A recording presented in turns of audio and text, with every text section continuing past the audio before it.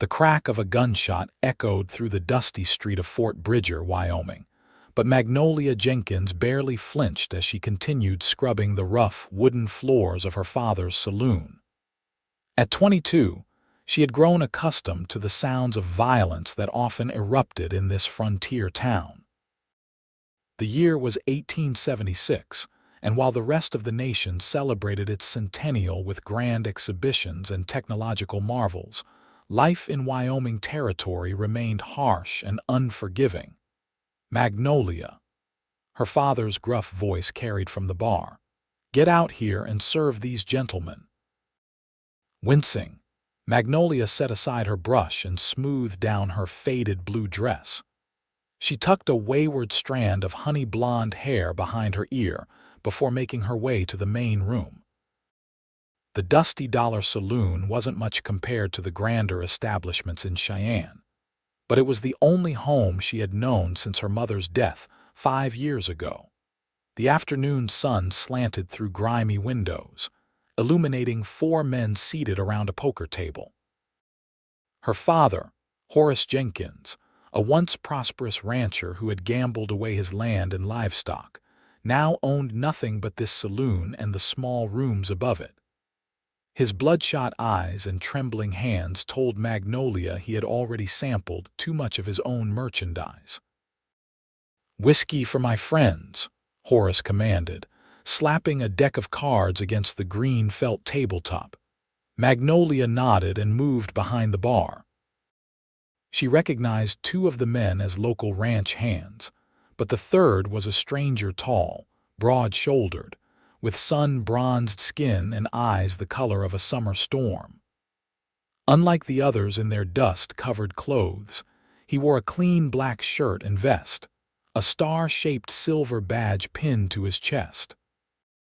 "That's Garrett Hayes," one of the locals whispered as she poured their drinks. "New marshal from Laramie." Magnolia felt the marshal's eyes follow her as she delivered the whiskey. When their fingers brushed during the exchange, she quickly pulled away, uncomfortable with the intensity of his gaze. "Much obliged, miss," Garrett said, his voice deep and smooth like river stones.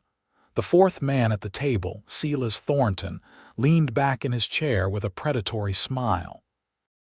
As the owner of the largest cattle operation in the territory, he had a reputation for ruthlessness that extended beyond business dealings.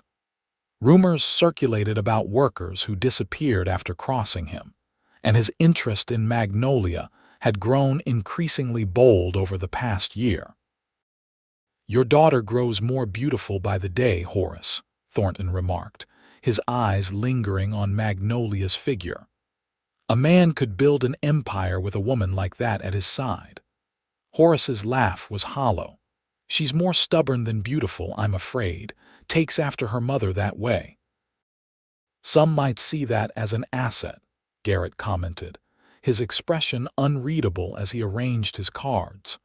Magnolia retreated to the bar, keeping her head down while remaining within earshot of the conversation. The poker game progressed, and she watched with growing alarm as her father's stack of coins dwindled. His face flushed with each losing hand, and he drank more heavily with each passing hour. As afternoon stretched into evening, more patrons filtered into the saloon. Magnolia served drinks, cleaned spills, and deflected unwanted advances with practiced ease. All the while, the poker game at the center table grew increasingly tense. Thornton seemed to win every major hand, his pile of money growing while her father's desperation became palpable. "I'm out," one of the ranch hands announced, tossing his cards down. "Same here," said the other, rising to his feet. Only Garrett, Thornton, and Horace remained at the table. "Perhaps we should make this more interesting," Thornton suggested, his voice carrying across the now crowded room. "I've always been a man who appreciates higher stakes." "I'm nearly tapped out," Horace admitted, swaying slightly in his chair. Thornton's smile widened. "Surely you have something of value to wager, Jenkins. Your establishment, perhaps?" Magnolia froze behind the bar. The saloon was all they had left. Without it, they would be destitute. "Father, no," she whispered, but her protest went unheard. "Not the saloon," Horace slurred, his eyes darting around the room until they settled on Magnolia. "But I do have something Silas has shown interest in before." A cold sensation washed over Magnolia as she watched her father nod in her direction. Surely he couldn't. "Your daughter." Thornton's voice held both surprise and poorly concealed eagerness. "You'd wager your own flesh and blood." "As my wife," Horace clarified quickly, though his words slurred together. "If I lose, she marries you with my blessing and a dowry of $200 from the saloon safe. If I win, you clear my tab at the bank and give me another $500 besides." The saloon fell silent.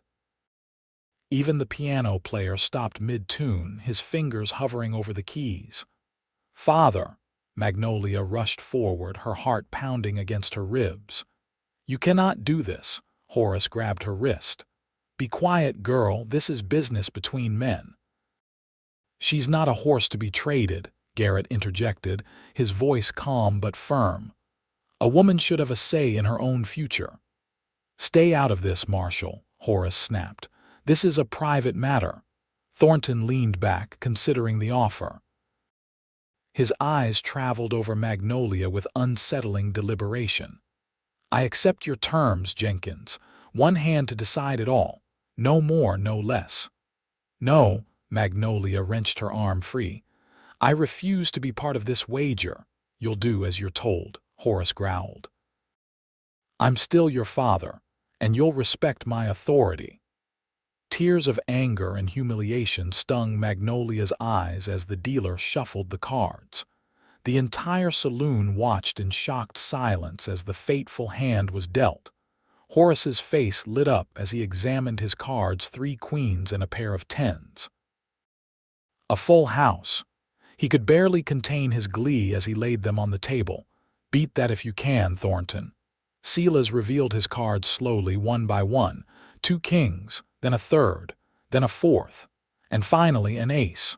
4 kings, Thornton announced, his voice thick with triumph. "It seems the lady is mine." Magnolia felt the floor drop away beneath her feet. The room spun sickeningly as Thornton rose and approached her, reaching for her hand. "We'll be married by week's end," he declared, gripping her fingers too tightly. "I've wanted you since I first laid eyes on you, and now you're legally mine." "This is unconscionable," Garrett said, standing abruptly.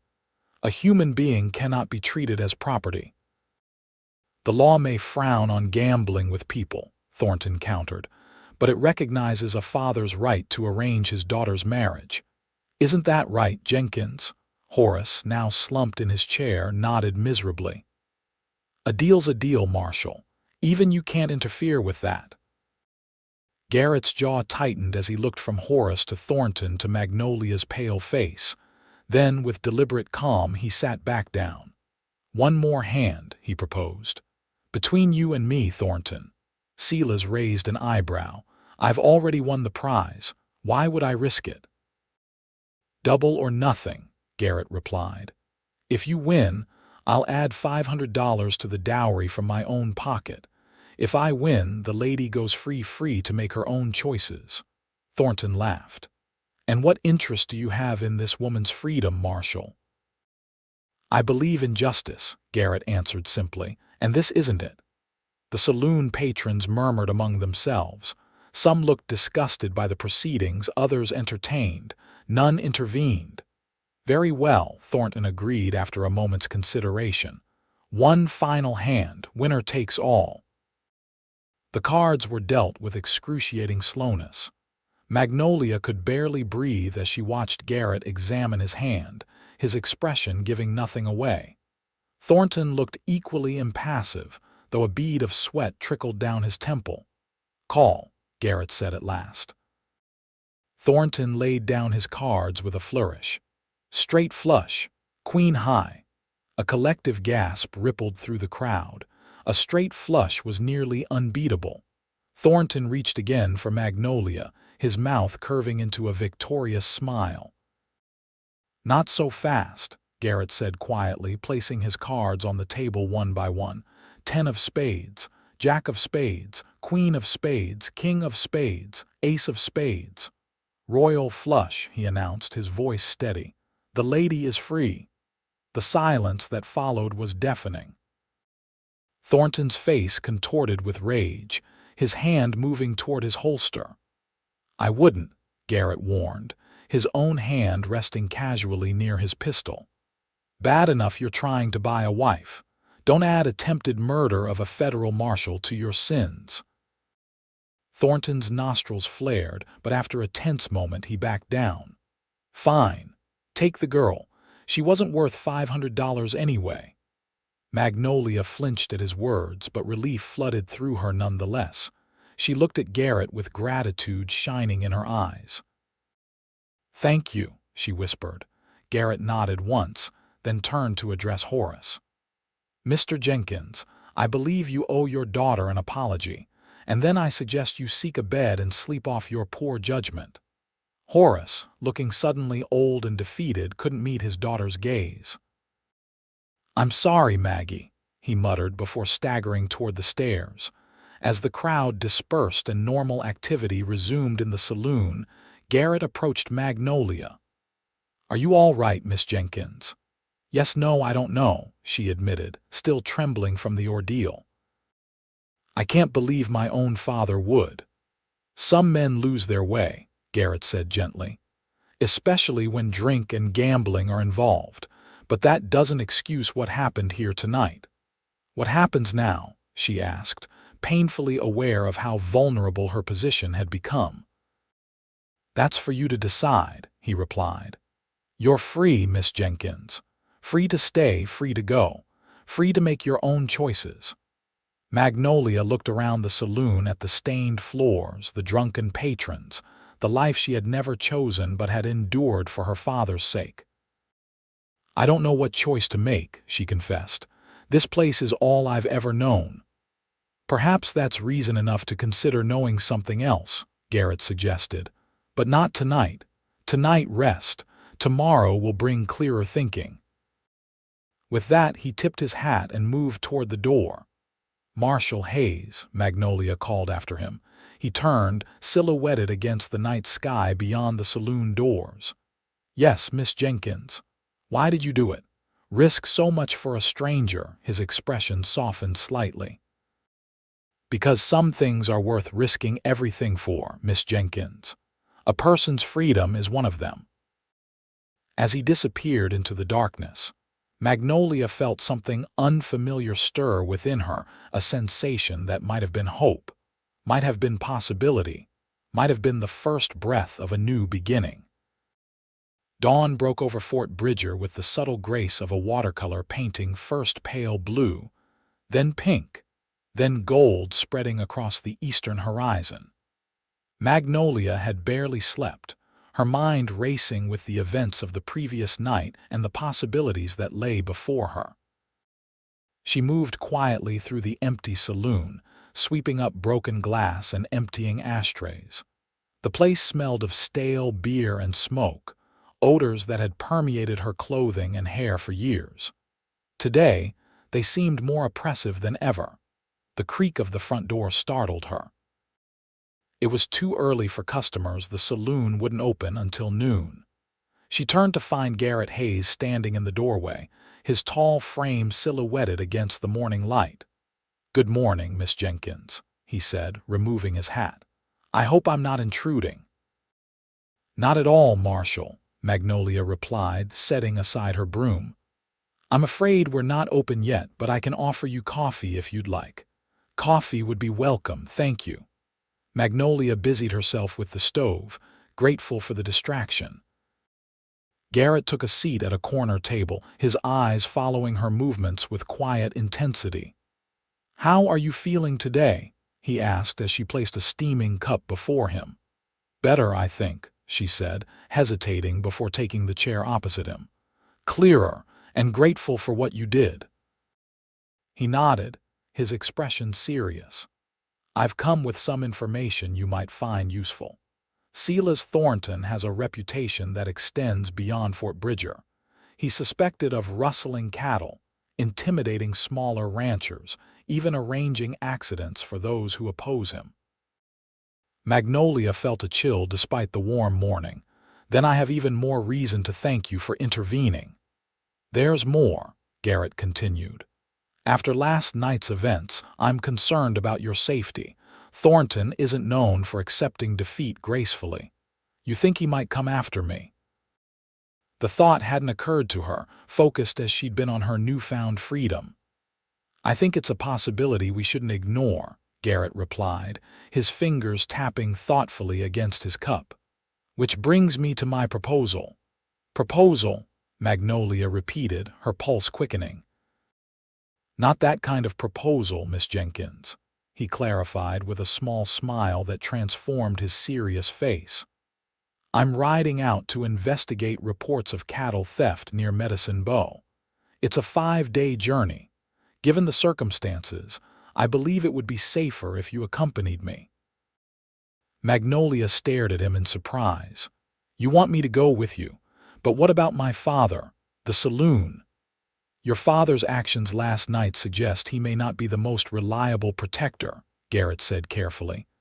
As for the saloon, I suspect it will stand without you for a while. The question is, what do you want, Miss Jenkins? The question struck her like a physical blow. What did she want? No one had ever asked her that before. Her life had been dictated by her father's needs and decisions since her mother died. I don't know, she admitted softly. I've never had the luxury of wanting anything beyond survival. Garrett's eyes held a depth of understanding that surprised her. Then perhaps this journey could serve another purpose to help you discover what you want from life. A floorboard creaked and they both turned to see Horace Jenkins descending the stairs. His face was haggard, eyes bloodshot, his posture that of a man carrying an unbearable weight. Maggie, he said hoarsely. Can we talk? Garrett rose smoothly. I'll wait outside, Miss Jenkins. Once the marshal had stepped out, Horace collapsed into a chair, his hands trembling. I don't expect you to forgive me, daughter. What I did was unforgivable. Why, father? Magnolia asked, the pain of betrayal still fresh. How could you wager me like a horse or a pocket watch? I was drunk and desperate, he confessed, tears gathering in his rheumy eyes. Thornton holds the note on this saloon. He's been threatening to foreclose for months. I thought if you married him. You thought you could use me to save yourself, she finished for him. As you've always done, ever since Mother died. Horace flinched. Your mother would be ashamed of me. I'm ashamed of myself. Marshal Hayes has invited me to accompany him to Medicine Bow, Magnolia said, surprising herself with the steadiness of her voice. I'm going to accept. Her father's head snapped up. You're leaving. With a man you barely know, a man who risked everything to protect me when my own father wouldn't, she countered. Yes, I'm leaving. I need time to think, to decide what I want for my future. And what about me? What about the saloon? Horace protested. Magnolia felt a surge of anger. You managed before I came to live with you. You'll manage again. Perhaps this will be the wake-up call you need to stop drinking and gambling away everything that matters. Horace looked as though she had slapped him. When will you return? I don't know, she answered honestly. Perhaps in a couple of weeks. Perhaps never. Maggie, please, I'll pack my things, she interrupted, rising from the table. I suggest you find someone else to serve drinks and clean up after your customers. As she climbed the stairs to her small room, Magnolia felt a strange mixture of guilt and exhilaration. She had never spoken to her father like that before, never asserted her own needs above his. It was terrifying and liberating all at once. She packed quickly a few dresses, her mother's silver hairbrush, a small book of poetry, and the meager savings she had hidden beneath a loose floorboard. Everything she owned fit into a single carpet bag. When she stepped outside into the morning sunshine, Garrett was waiting with 2 horses, his own sturdy bay gelding and a gentle-looking Palomino mare. Miss Williams at the hotel was kind enough to lend her horse, he explained. She seemed quite eager to help once I explained the situation. Magnolia wasn't surprised. Eliza Williams had been one of the few people in town to show her consistent kindness over the years. "Are you sure about this?" Garrett asked as he took her bag. "It's not too late to change your mind." Magnolia looked back at the dusty dollar saloon, at the life she had never chosen. Then she turned to the open road ahead, to the vast expanse of Wyoming territory stretching before them. "I'm sure," she said, accepting Garrett's hand to mount the Palomino. "As sure as I've ever been about anything." They rode out of Fort Bridger just as the town was coming to life, passing the general store where Mr. Patterson was sweeping his porch, the blacksmith's forge where the first fires of the day were being lit. A few people stared curiously at the sight of the marshal riding away with Horace Jenkins's daughter, but Magnolia kept her eyes fixed firmly ahead. "Have you traveled much, Miss Jenkins?" Garrett asked as they followed the main trail northward. "No," she admitted. "The farthest I've been is Cheyenne, and that was years ago with my mother." "Then you're in for quite an adventure," he said, a smile warming his voice. "Wyoming has a beauty that few places can match." As they crested a hill and Fort Bridger disappeared from view behind them, Magnolia felt the weight of the past 24 hours begin to lift. Ahead lay uncertainty, yes, but also possibility, and for the first time in years, she was riding toward it of her own free will. The first day of travel passed uneventfully as they followed the trail northward. Garrett proved to be a considerate traveling companion, setting a pace that Magnolia could manage comfortably and stopping frequently to rest the horses. They talked little, each lost in their own thoughts, but the silence between them felt companionable rather than awkward. By late afternoon, Magnolia's muscles ached from hours in the saddle. Though she had ridden horses before, it had been years since she'd traveled any significant distance. "We'll make camp soon," Garrett assured her, noticing her discomfort. "There's a good spot by the river just ahead." True to his word, they soon came upon a clearing near a bend in the Green River. Cottonwood trees provided shade, and the grassy bank offered a perfect place to rest. "It's beautiful," Magnolia breathed, taking in the scenery as Garrett helped her dismount. Her legs nearly buckled as her feet touched the ground, and his hands tightened on her waist to steady her. "Your muscles will adjust," he said, his face close enough that she could see flecks of gold in his gray eyes. "Tomorrow will be easier." He released her quickly, turning his attention to unpacking the horses. Magnolia stood for a moment, strangely flustered by the brief contact, before moving to help. "I can make coffee while you tend to the horses," she offered. "And there's bread and cheese in my bag." Garrett nodded appreciatively. "There should be a fishing line in my saddlebag." "If you're not opposed to fresh trout for supper." "That sounds wonderful," she replied, already gathering small branches for a fire. As Garrett led the horses to drink at the river's edge, Magnolia arranged the firewood and struck a match to the kindling. The familiar task helped ground her in this unfamiliar situation. By the time Garrett returned, she had a small fire crackling cheerfully and coffee beginning to brew. "You're quite adept at this," he commented, kneeling beside her to examine the fire. "Running a saloon teaches you to be resourceful," she replied with a shrug. "And my mother made sure I knew how to fend for myself long before that." "Tell me about her," Garrett suggested, preparing his fishing line with practiced ease. Magnolia hesitated.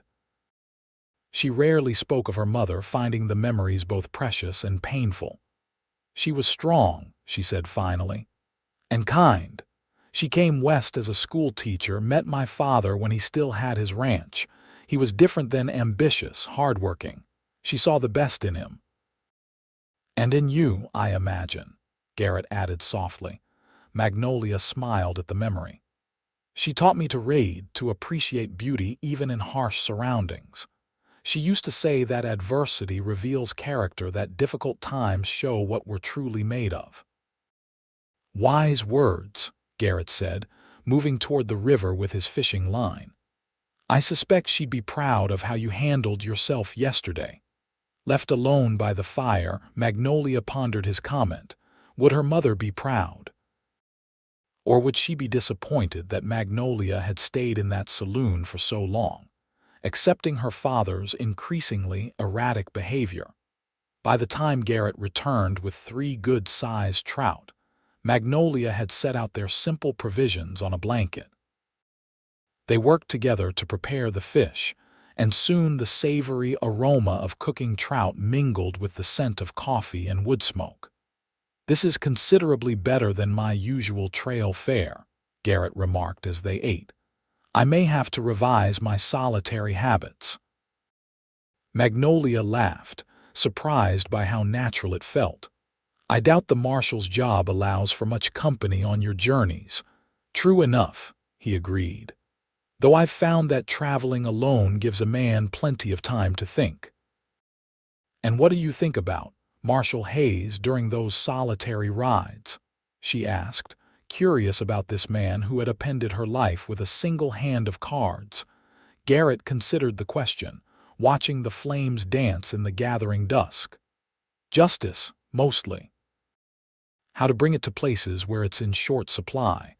The law has its limits out here. Sometimes a badge isn't enough. Is that why you gambled for my freedom? Magnolia asked. Because the law couldn't help me, partly, he admitted, though I suspect my motivations weren't entirely professional. Before she could ask what he meant, he rose and moved to the horses, retrieving a bedroll from his saddle.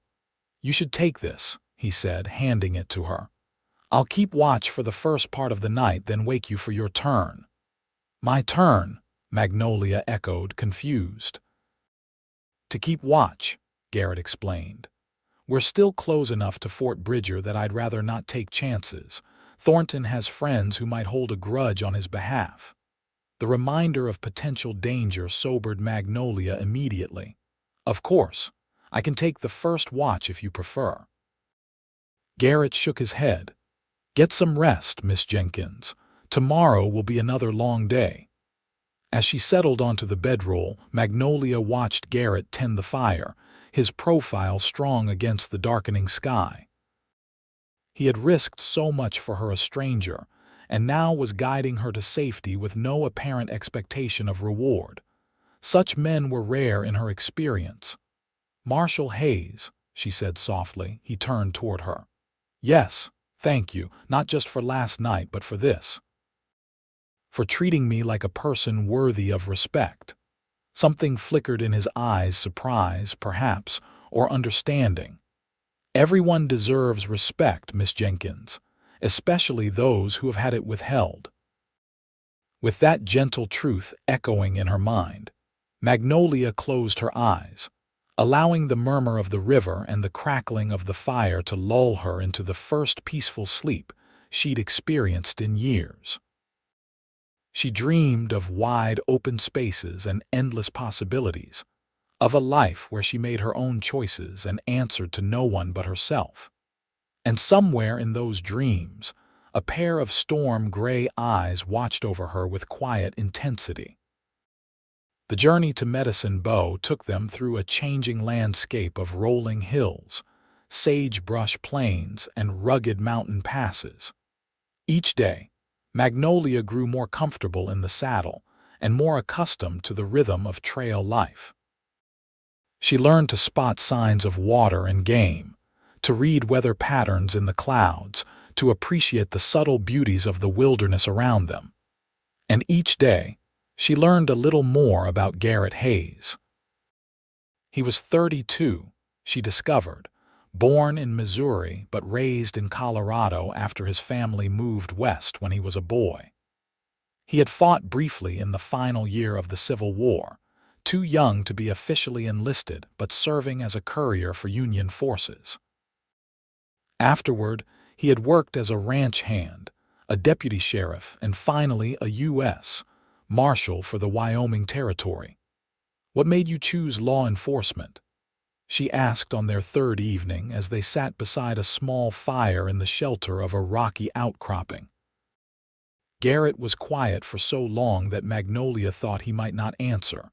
When he finally spoke, his voice was low and measured. "I watched a man hang for a crime he didn't commit," he said. "In a small town in Colorado, not much different from Fort Bridger. A settler was murdered and the town needed someone to blame. They chose a half-Mexican cowhand who happened to be passing through." "That's terrible," Magnolia said softly. Garrett nodded, his eyes reflecting the firelight. "I was 18, working at the local livery. I knew the cowhand was innocent because I'd seen him miles away when the murder happened. But when I tried to speak up, no one would listen. The town had made up its mind." "What did you do?" "I rode for the circuit judge, but he was 3 days away. By the time I returned with him, it was too late." Garrett's jaw tightened at the memory. "The judge was furious, said the town had committed murder in the name of justice. He deputized me on the spot to help him arrest the ringleaders." Magnolia could see how the experience had shaped him, his commitment to fairness, his willingness to stand against the majority when necessary.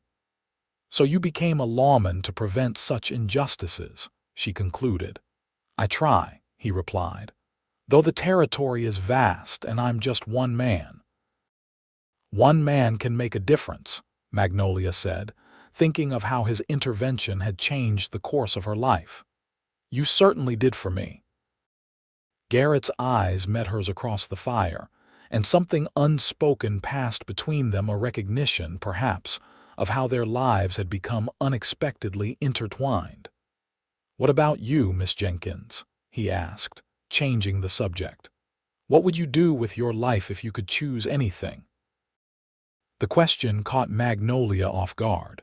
She had spent so long adapting to circumstances rather than shaping them that the idea of complete freedom was almost frightening. "I think I would teach," she said finally. "Like my mother, I've always loved books, loved learning. But girls without money or connections don't have many options in the territories." "That's changing," Garrett pointed out. "Wyoming has granted women the right to vote. There are female doctors in Cheyenne now and lawyers in the eastern states. The world is opening up." "Perhaps," Magnolia agreed, though skepticism colored her tone. "But those women had advantages I lack: education, family support, connections." "You're selling yourself short," Garrett said firmly. "I've watched you these past few days. You're intelligent, adaptable, and stronger than you realize. If teaching is what you want, I believe you could find a way." His confidence in her abilities touched something deep within Magnolia, a long-buried belief in her own potential that her father's neglect and Fort Bridger's limitations had nearly extinguished. "Thank you," she said, her voice barely above a whisper, "for seeing possibilities in me that I'd forgotten to see in myself." Their eyes met again, and this time Magnolia didn't look away.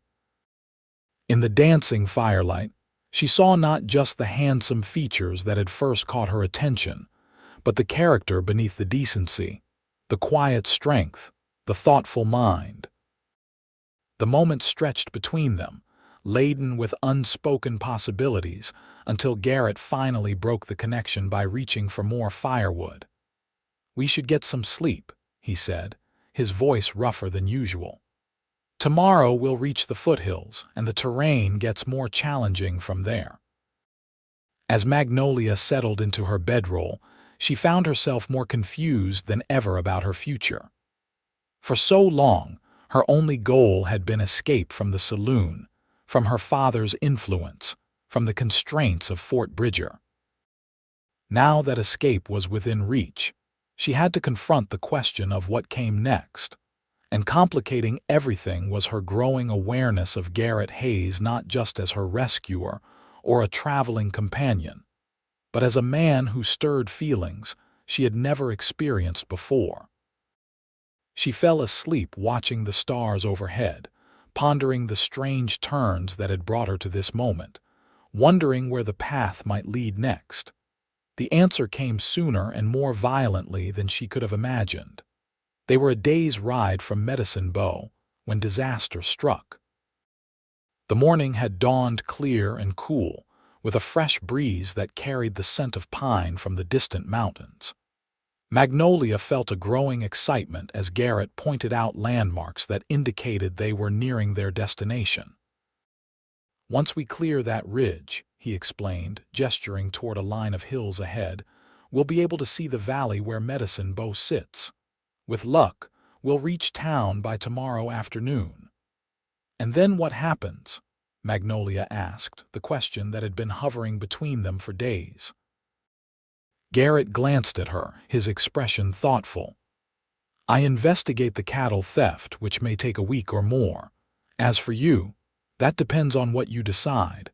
Medicine Bow has a small school that might need assistance. Or you could continue on to Laramie or Cheyenne, where there are more opportunities. And where will you go after your investigation?" "Back to my regular circuit," he replied. "Laramie, then Fort Bridger again, then south to the crack of a rifle shot," interrupted him.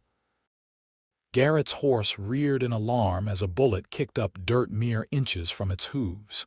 In an instant, Garrett had drawn his pistol and was scanning the surrounding terrain. "Ride," he commanded Magnolia, pointing toward a cluster of rocks some 100 yards ahead. "Get to cover." Before she could respond, another shot rang out. This one found its mark, grazing Garrett's left arm. He grimaced but kept his seat, returning fire toward a clump of sagebrush where smoke betrayed the shooter's position. Magnolia urged her horse forward, heart pounding as bullets whistled past her. She reached the rocks and dismounted, fumbling to secure her horse's reins before pressing herself against the largest boulder. Peering around its edge, she saw Garrett galloping in a zigzag pattern toward her, exchanging fire with at least 2 hidden attackers. 20 yards from safety, Garrett's horse stumbled, hit by a bullet. Both horse and rider went down in a tangle of limbs. For one terrible moment, Magnolia thought Garrett had been killed. Then he rolled free of the fallen animal, firing steadily as he limped toward the rocks. Without thinking, Magnolia grabbed the rifle from Garrett's saddle and moved to provide covering fire. She had little experience with firearms, but her father had taught her the basics years ago. Bracing the rifle against the boulder, she aimed at the muzzle flashes visible among the sagebrush and pulled the trigger. The rifle's kick bruised her shoulder, but her shot must have come close enough to startle one of the attackers. The gunfire from that position ceased momentarily, giving Garrett the chance to reach the safety of the rocks. "Are you hurt?" Magnolia asked anxiously as he collapsed beside her, blood staining his shirt sleeve. "Just a graze," he assured her, though his grimace betrayed more pain than he admitted. "But they killed my horse." Another volley of bullets peppered their shelter. Garrett peered carefully around the edge of the boulder. 3 of them, he reported, "and they're trying to work their way around to flank us." "Who are they?" Magnolia asked, reloading the rifle as Garrett had shown her during their journey. "Thornton's men, I'd wager," he replied grimly. "I recognize that red-headed fellow from the saloon in Fort Bridger." Magnolia's blood ran cold. "They followed us all this way." "Thornton doesn't like losing," Garrett said simply. He checked his ammunition with a frown. "I have 12 rounds left in my pistol plus whatever's in the rifle. How's your shooting?" "Terrible," she admitted. "That was the first time I've fired a gun in years." Garrett's mouth quirked in a half-smile despite their dire situation. Well, your timing was perfect. You bought me the seconds I needed to reach cover. A bullet struck the rock inches above their heads, sending stone fragments flying. Magnolia flinched but kept her focus on loading the rifle. "We need a plan," she said, her mind racing. "They have us pinned down and they outnumber us." Garrett nodded, scanning their surroundings. "See that gully about 50 yards to our right? It leads back toward that stand of trees. If one of us can create a distraction, the other might make it there." Magnolia understood immediately. "I'll be the distraction. You're wounded, and the better shot you should be the one to reach the trees." "Absolutely not," Garrett countered firmly. "I won't use you as bait." "It makes the most sense," she insisted. "They want me alive, they'll hesitate to shoot directly at me. They have no such reservations about you." Their argument was cut short by a shout from their attackers. "Jenkins," a rough voice called out, "we know you're there with the woman. Thornton says to tell you no hard feelings about the arm if you hand her over now." "Go to hell, Burke," Garrett shouted back. A laugh answered him. "Have it your way, Marshal.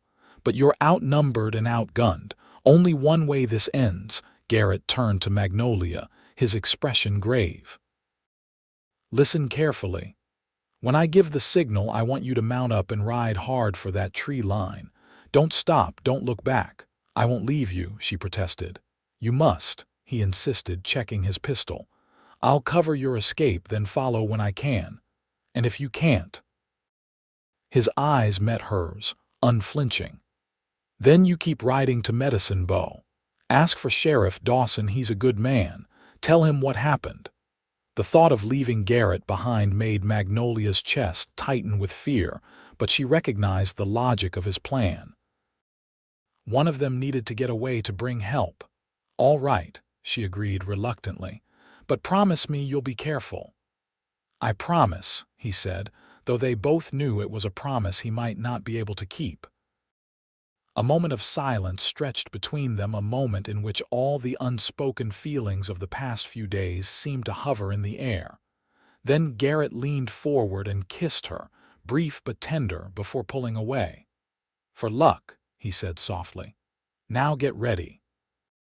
Stunned by the unexpected kiss, Magnolia moved mechanically to her horse, one hand clutching the reins while the other held the rifle.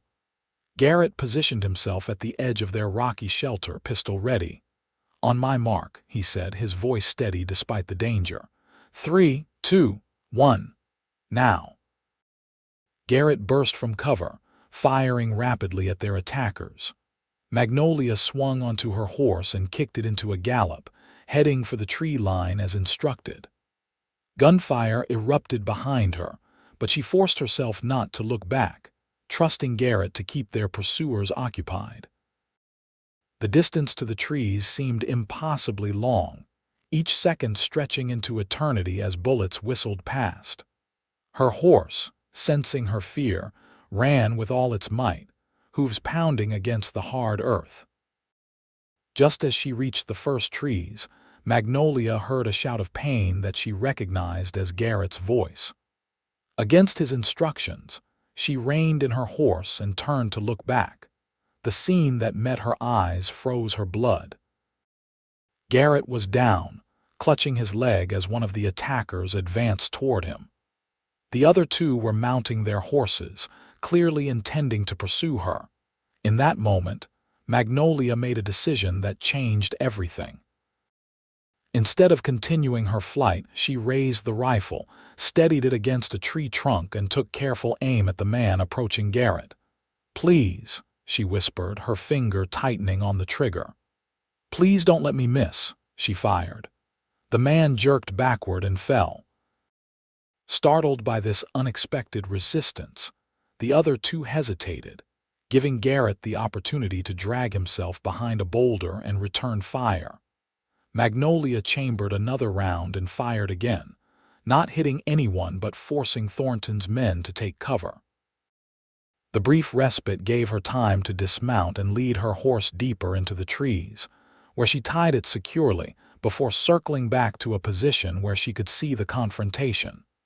For nearly an hour, a tense standoff ensued. Garrett, wounded but determined, exchanged occasional shots with the two remaining attackers. They seemed reluctant to rush his position after their companion's fall, but equally unwilling to abandon their mission. As the sun climbed higher in the sky, Magnolia realized the attackers were attempting to outflank Garrett's position, using the terrain to approach from two sides. From her vantage point, she could see what Garrett could not, that one of the men had nearly worked his way around to a position where he would have a clear shot. Without hesitation, she raised the rifle once more and fired. Her shot went wide, but it alerted Garrett to the danger and forced the flanking attacker to dive for cover. The distraction proved costly for Thornton's men. As one abandoned his stealthy approach to return fire at Magnolia, Garrett shot him squarely in the chest. The man crumpled to the ground, leaving only one attacker remaining. "It's over, Burke," Garrett shouted. "Your friends are down and the lady's a better shot than you bargained for. Surrender now." For a tense moment, Magnolia thought the final attacker might continue the fight. Then she saw a hat raised on the end of a rifle barrel. "I'm coming out, Marshal," Burke called.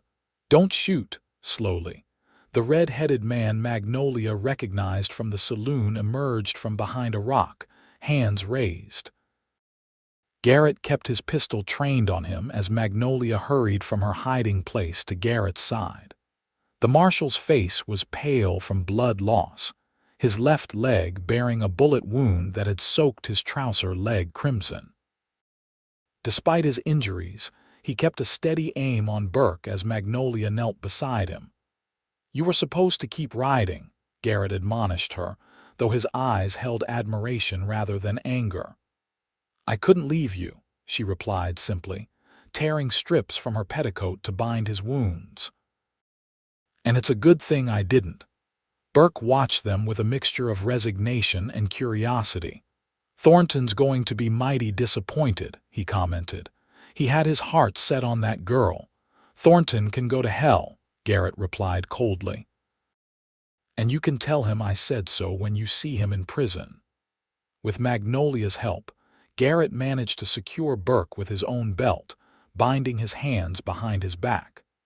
They confirmed that one of the other attackers was dead, while the man Magnolia had shot was seriously wounded but alive. "We need to get you both to a doctor," Magnolia said, surveying the two injured men with concern.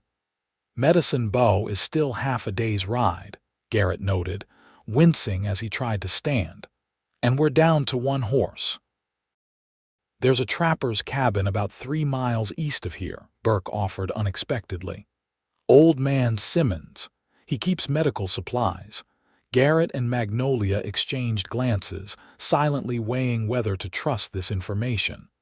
"Why would you help us?" Magnolia asked the bound man. Burke shrugged as best he could with his hands tied. "I signed on to bring back a woman, not to kill a U.S. Marshal. That's a hanging offense. Besides, Hank there is my cousin.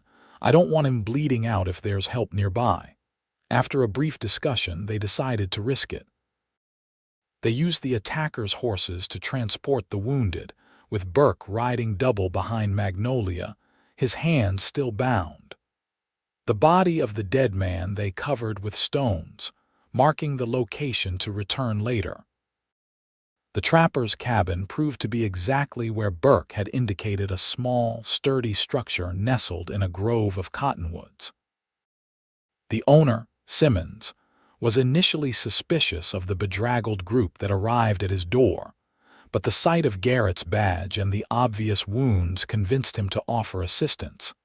Inside the one-room cabin, Magnolia worked alongside the grizzled trapper to clean and dress Garrett's wounds. The bullet had passed through the fleshy part of his thigh without hitting bone or major blood vessels, a painful injury, but not life-threatening if infection could be prevented.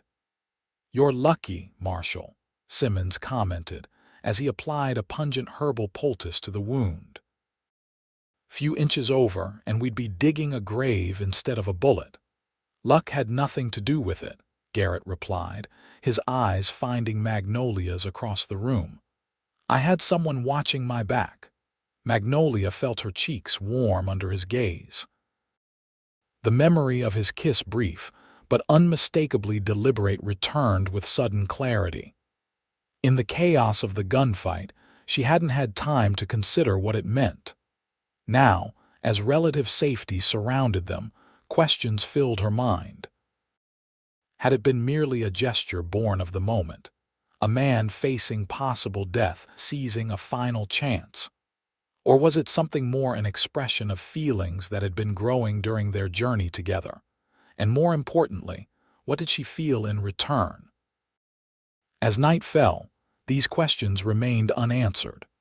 Simmons offered them shelter for the night, and with Burke and his wounded cousin secured, they settled in to rest. Garrett, exhausted from blood loss and pain, fell into a fitful sleep on the trapper's narrow bed. Magnolia sat beside him, watching the rise and fall of his chest, marveling at how completely her life had changed in less than a week. From a saloon girl whose father gambled her away, to a woman who had helped fight off attackers and save a U.S. Marshal's life, the transformation seemed almost unbelievable.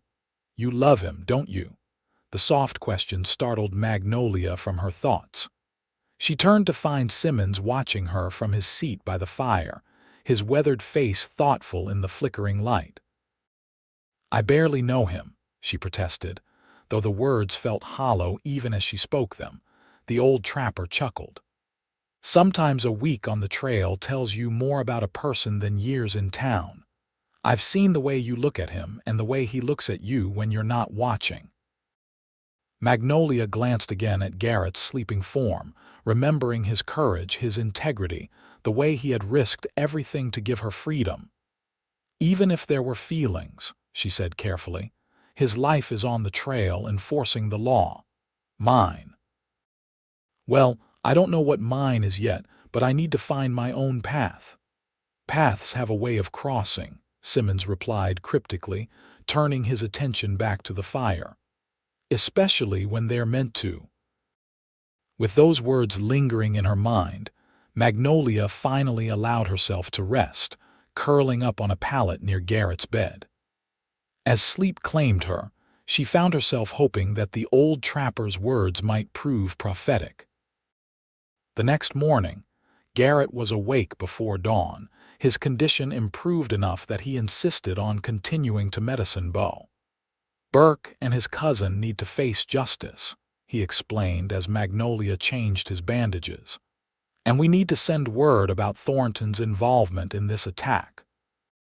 "You should rest longer," she argued, concerned about the strain of travel on his wounds. "I've ridden with worse," he assured her, though he couldn't entirely hide a wince as he tested his injured leg. "Simmons says it's only about 4 hours to town at an easy pace." Recognizing the determination in his eyes, Magnolia relented.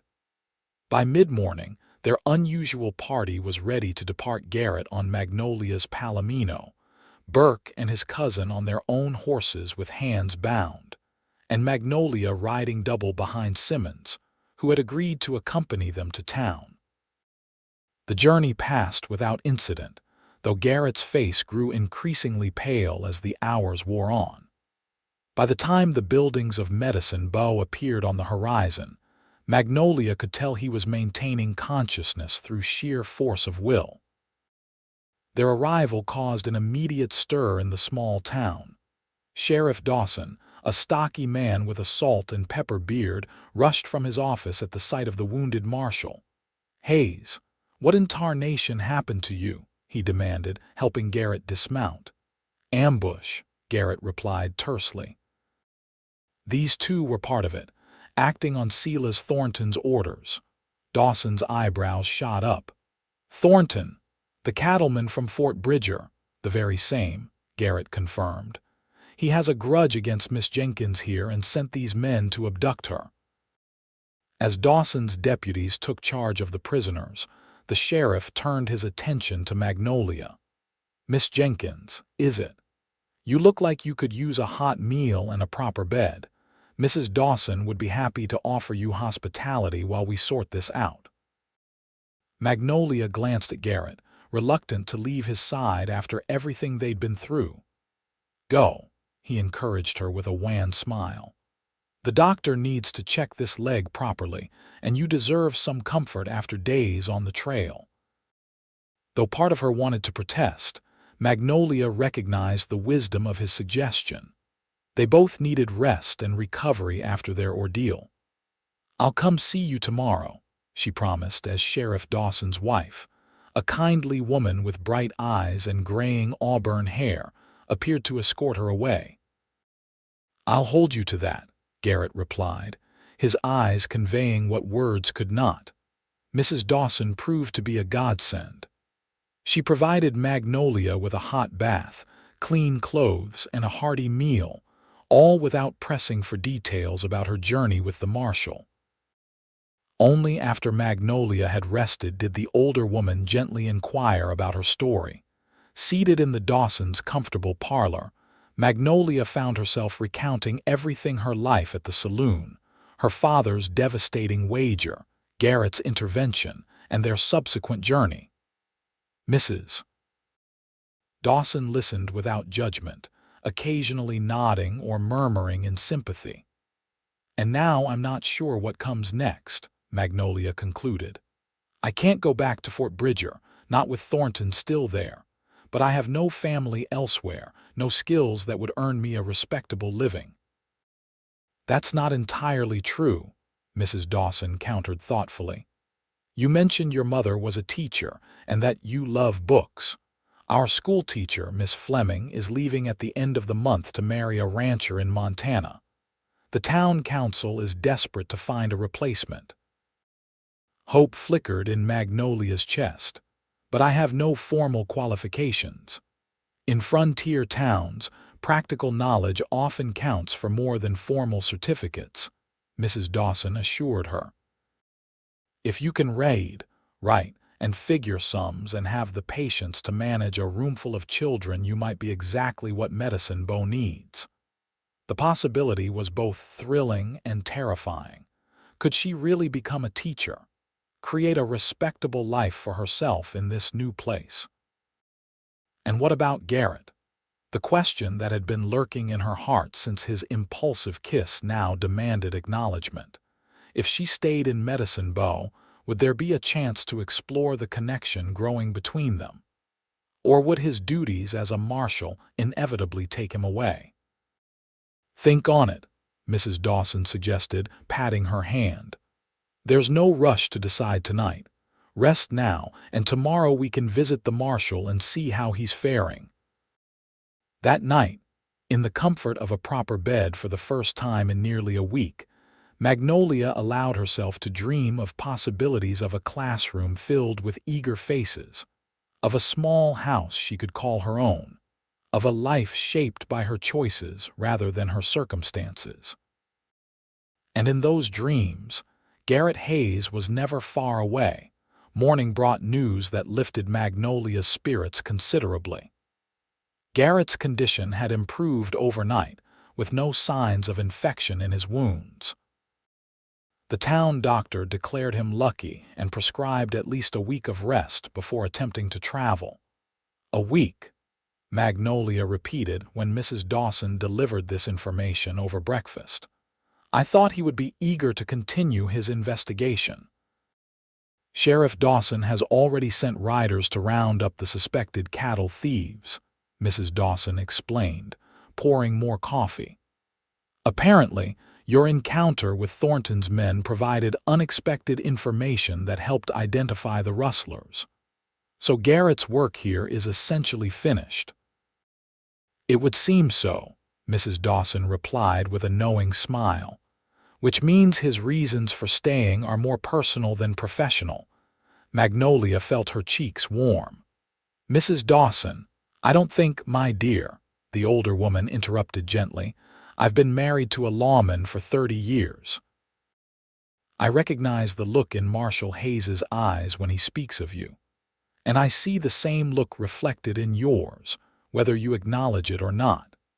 Before Magnolia could formulate a response, a knock at the door announced the arrival of Sheriff Dawson himself. "Good morning, ladies," he greeted them cheerfully. "I've come with an invitation.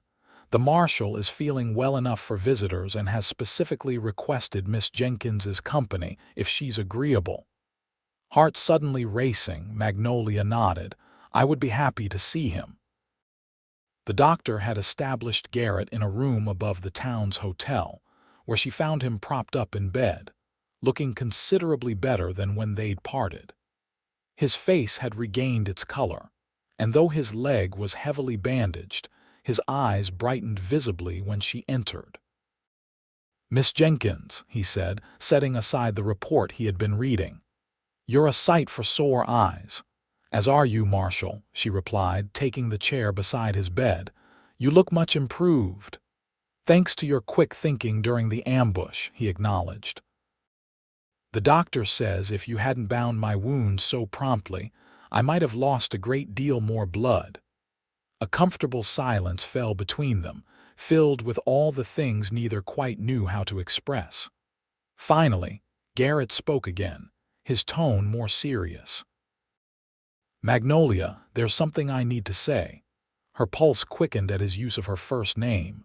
"Yes, when I kissed you back at the rocks." He paused, seemingly searching for the right words. "It wasn't just because we might have been facing death. I want you to know that." "I had wondered," she admitted softly. He reached for her hand, his calloused fingers enveloping hers. "These past few days with you have shown me something I wasn't looking for, something unexpected but precious. What happens now?" Magnolia asked, echoing the question she had posed days earlier on the trail. "Your duties will take you back to Fort Bridger eventually." "They will," he agreed, "but not immediately. Sheriff Dawson has offered to handle the prisoners while I recover, and I've been thinking about what comes after." "Mrs. Dawson mentioned there might be a teaching position available here in Medicine Bow," Magnolia said, watching his reaction carefully. Garrett's eyes lit up. "You'd consider staying?" "If there's a reason to," she replied, her meaning clear. His fingers tightened around hers. "Magnolia, I won't pretend that life with a marshal would be easy. There would be times when duty calls me away. But if you were willing to make Medicine Bow your home, I'd do everything in my power to make this my base of operations." "You would do that?" The possibility of building a life here, a real life, with purpose and perhaps even love, seemed almost too much to hope for. For the right partner, a man might rearrange his entire world, Garrett said simply. "And I believe you might be that partner, if you're willing to give us time to discover it together." Tears pricked at Magnolia's eyes, not tears of sorrow, but of a joy so unexpected she hardly knew how to contain it. "I think I would like that very much," she whispered. Garrett's smile in response was like sunrise breaking over the mountains. "Then it seems we have plans to make, Miss Jenkins." "Indeed we do, Marshal Hayes," she agreed, returning his smile with one of her own. "Indeed we do." The following weeks unfolded with a sense of purpose and possibility that Magnolia had never experienced before.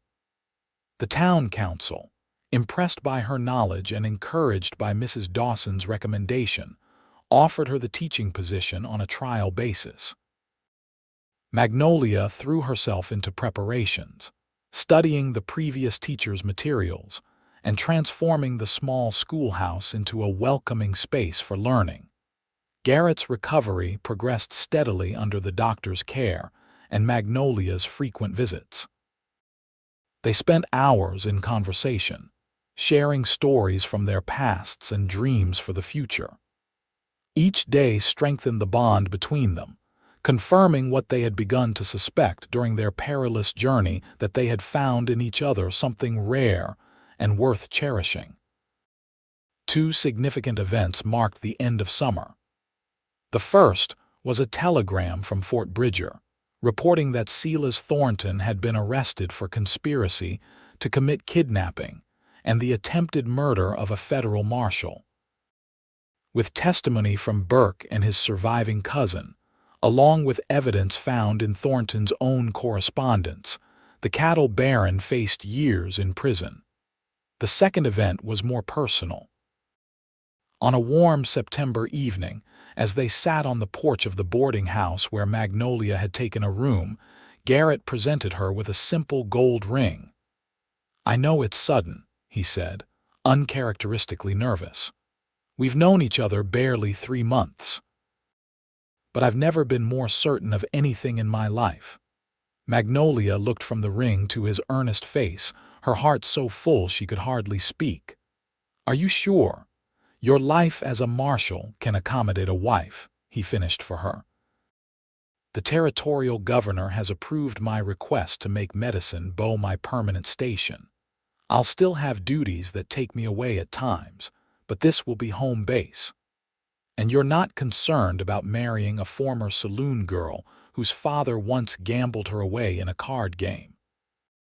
she asked, giving voice to the insecurity that still sometimes haunted her.